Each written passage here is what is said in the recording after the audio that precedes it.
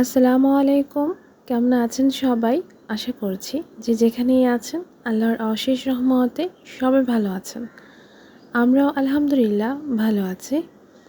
আরও একটি নতুন ভিডিও দেখার জন্য আপনাদের সবাইকে আমন্ত্রণ জানাচ্ছি।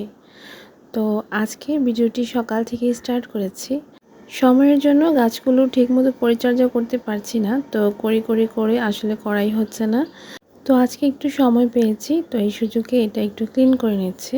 এই গাছের পাতাগুলো উপর দিয়ে কেমন জানি শুকিয়ে যায়, আর আশেপাশেও অনেক শুকনো পাতা বের হয়। তো এটাই একটু ক্লিন করে এটাকে সাইডের যে টব আছে সেটার মধ্যে রেখে দিচ্ছি। এতে করে সাইডের টবটার কিন্তু জৈব সারের কাজ করবে। তো এখানে আমি গত ভিডিওতে কিন্তু আপনাদের সঙ্গে এটা ড্রয়িং শেয়ার করেছিলাম। তো আজকে এটার স্টিচিংটা শেয়ার করছি। তো এখানে আমি পাতাটা সেলাই করছি। এখানে ফিশ বোন বা পাতা ভরাট সেলাই দিয়ে সেলাইটা করছি। আর এখানে কিন্তু 2 প্লাই সুতা নিয়েছি, তবে 2 কালারের সুতা অ্যাড করে আমি কাজটা করছি। এখানে ডিপ যে সবুজ আছে ওইটা আর জলপাই কালার, এই দুইটা সবুজের কম্বিনেশনে কিন্তু পাতাটা আমি কমপ্লিট করছি। এই দুইটা পাতার মিলিয়ে দেওয়ার কারণ হচ্ছে পাতার মধ্যে এক্সট্রা একটা শেড অ্যাড হবে, যেটা আসলে দেখতে একটু গর্জিয়াস লাগবে। তো এই তো আমি পাতাটা কমপ্লিট করে আরেকটা পাতা কমপ্লিট করে নেব। তো এরপর আমি যে ফুলের মাঝখানে যে রেণুর মতো আছে ওগুলো দেব। এখানে এর জন্য ফ্রেঞ্চ নোট দিয়ে রেণুগুলো করব। আর এখানে কিন্তু আমি বাসন্তী কালার সুতা নিয়েছি আর 2 প্লাই করে নিয়েছি। তো এই যে এভাবে করে কিন্তু ফ্রেঞ্চ নোট দিয়ে আমি যেই বৃত্তগুলো আছে ওগুলো রেণুর মতো করে ভরাট করে দিচ্ছি। একটা ড্রেস কিন্তু ড্রেসের কালারের সাথে সুতার কম্বিনেশনের যে কালারটা থাকে সেটাতেই ফুটে। ডিজাইন যত সুন্দরই হোক না কেন, যদি কালার কম্বিনেশনটা ভুল হয়ে যায় তাহলে কিন্তু ড্রেসটা তত পরিমাণ ফুটে না। আর কালারটা যদি ঠিকঠাক মতো পারফেক্ট হয় তাহলে কিন্তু দেখতে অনেক ভালো লাগে। তো আমি এভাবে করে প্রত্যেকটা ফুলের যেই রেণুগুলো আছে দিয়ে দেব। তো একটা আপু কমেন্ট করেছিলেন ড্রেসের প্রাইসটা সিলেক্ট করতে পারেন না। তো এটা আসলে খুব কঠিন কিছু না আপু।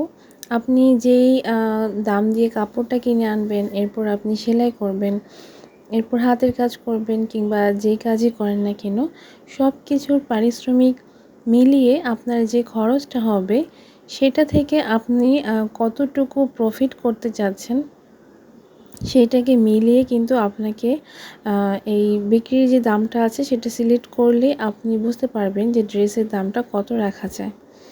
আর কতটুকু প্রফিট করবেন এটা আসলে আপনার নিজের ব্যাপার, কারণ আপনি কতটুকু শ্রম দিয়েছেন, আপনার কতটুকু খরচ হয়েছে, সব মিলিয়ে এটা কিন্তু আপনাকে সিলেক্ট করে এরপর হচ্ছে দামটা নির্ধারণ করতে হবে।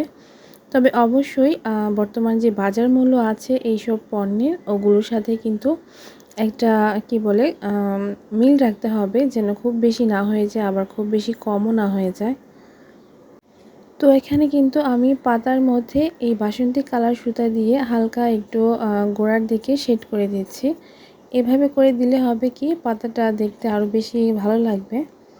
তো সবগুলো পাতাই কিন্তু আমি করে নিয়েছি। এখন আমি ডালটা কীভাবে করেছি সেটা একটু দেখিয়ে দিচ্ছি। এই যে এভাবে করে কিন্তু ডাল ফোর দিয়েই আমি ডাল সেলাইটা, মানে ডালের যে সেলাইটা আছে সেটা কমপ্লিট করেছি। আর এখানেও কিন্তু আমি সুতি লাচ্চা সুতা হলুদ 2 প্লাই নিয়েছি। তো এভাবে করে আমি প্রত্যেকটা ডাল কিন্তু কমপ্লিট করে নেব। প্রিয় আপুদের কিছু রিকোয়েস্টেড ভিডিও আছে, খুব শীঘ্রই ইনশাআল্লাহ আপনাদের সঙ্গে শেয়ার করার চেষ্টা করব।